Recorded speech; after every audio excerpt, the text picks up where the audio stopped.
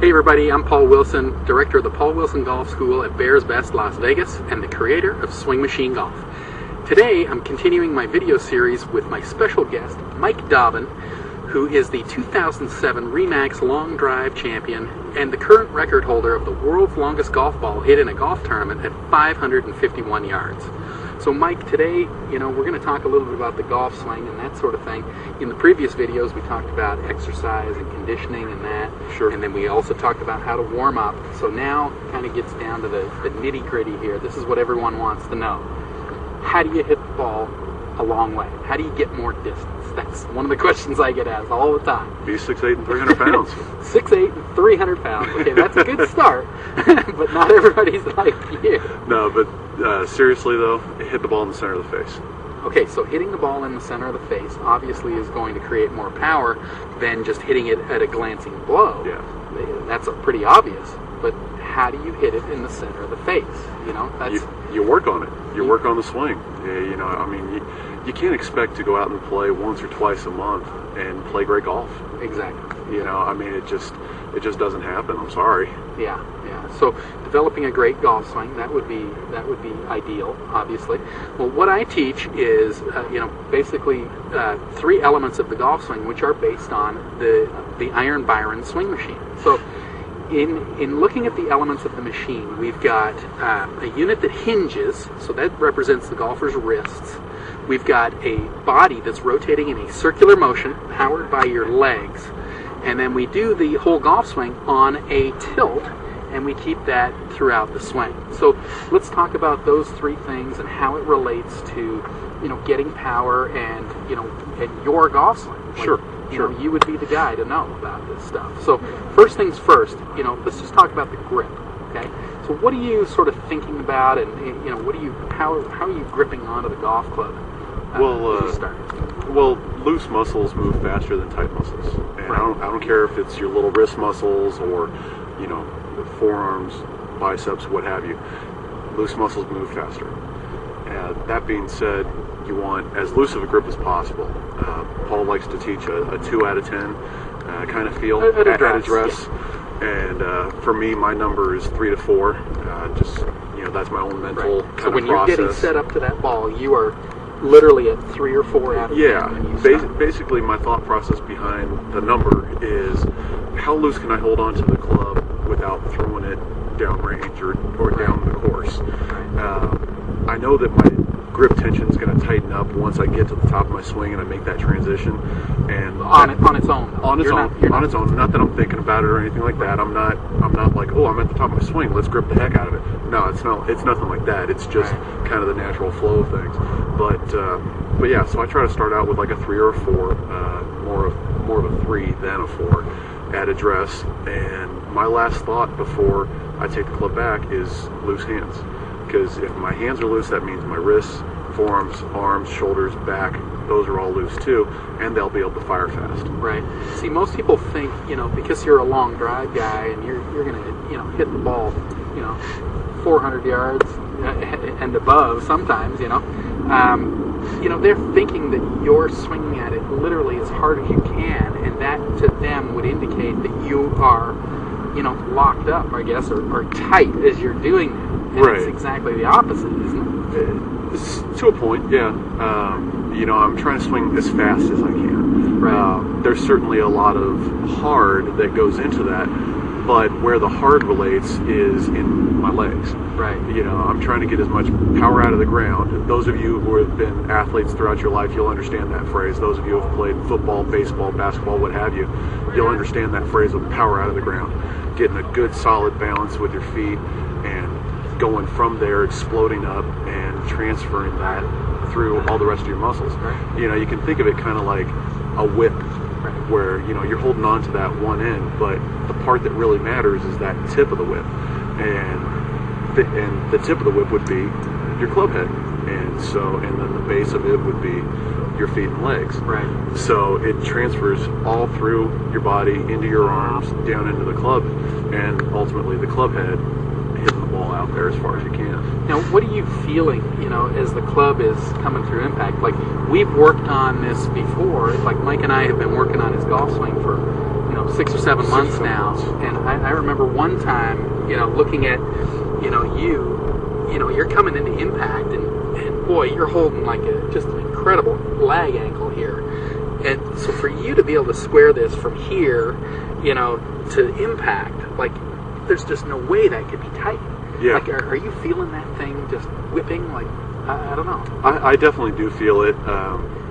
I definitely feel the whip, much more so in the shaft than I do necessarily in my hands. I mean, these shafts, even though they're straight, they're made to bend and go through a loading and unloading process. Some of you may not understand that, some of you will, but basically at the top of your swing, it's made to bend like that, and in the swing it'll actually be a little bit more, hopefully, and then it'll unbend and unload into the ball. Right. And so you want the shaft to be pretty much straight when you're at impact, but it'll go through that whole bending and unbending process throughout your swing. And if you locked everything up, If you locked everything up, it just doesn't happen. Right. It just doesn't happen. You lose all that angle that you've worked so hard to create. If I had to put a number on it, I'd say I'm probably in the top 3 to 5 of lag angle. Right. Even in the long drive circles. Right. In the world. Yeah. I may be off on that. I may not be. I don't know. But just from my own studies of what I've seen, that's where I think I'm at. It's definitely the most lag I've ever seen, obviously. Yeah. And it's something that I've never had to work on. In my sports, I'm left-hand dominant. Right. So playing golf right-handed, I'm really pulling through with my left side rather than pushing with my right. So it's a little easier for me to create that lag and maintain it, rather than somebody who's a right-handed golfer, who's dominantly right-handed, does everything right-handed. As soon as they think about distance and hitting the ball hard, hitting it far, they're going to do this. And their shoulders get out of position. I mean, you've been teaching this game for a long time, so you've seen it all. Absolutely. Yeah, most people do that. Most people think that they've got to hit real hard to get the ball a long way. And what you're saying is, you've got to keep this loose throughout the swing. And in one of my previous videos, I proved that just keeping it loose or swinging looser as opposed to swinging harder produces a lot of club head speed. And then if you couple that with the body rotation, boy, you're going to hit it a mile. Absolutely. So first thing, like we were saying, is you want your wrist loose throughout your golf swing. Now, what about the body? Like, what are you feeling as far as your body's concerned? As far as my body's concerned, basically from the address point, I'm trying to turn my left shoulder behind the ball as much as possible and basically turn my back to the target. If I can get more rotation than that, then great. Because that's all the more torque I'm creating. Like, one of the things that I see in your golf swing, most people would think that you would have a monstrous turn, but I really don't see that. Like, you have trouble getting to 90 degrees most of the time. Yeah, sometimes I do. Like, if you measure this angle, like, I don't see you, like you would think, hitting the ball as far as you do. You'd be at 120 degrees or something, and I don't think you've even ever come close to that. I'm definitely not one of those 120 degree guys. I'm, at my best, I'm probably in the 95 range. Right. But there are guys in long drive. Jamie Sadlowski comes to the front of my head. Yeah, he really. He's got probably around a 120 degree turn. Sure. He lets his hips go a little bit more than I do. But that's what works for him. This works for me. I try to keep my hips as stable as possible to create as much torque as I can in my core. If you think of your core muscles being your abs, your lower back, if you think of that kind of like a coil, and you really twist it and get it super tight, the tighter you can get it, the more energy is built up inside it. And so then when it explodes, you've got much more. Go the opposite way. Exactly. It's going to go the opposite way, and it's going to have a lot of speed to it, too, when it comes out. Right. Well, thinking back to Iron Byron, that would be the drive shaft of the machine, which is going to turn in a circular motion. Now, powering that drive shaft is the motor, which I see as being the legs. Absolutely. So what are you feeling in your legs when you hit them? In my legs, basically on the backswing part of it, I'm trying to load up as much power and weight into my right side as possible.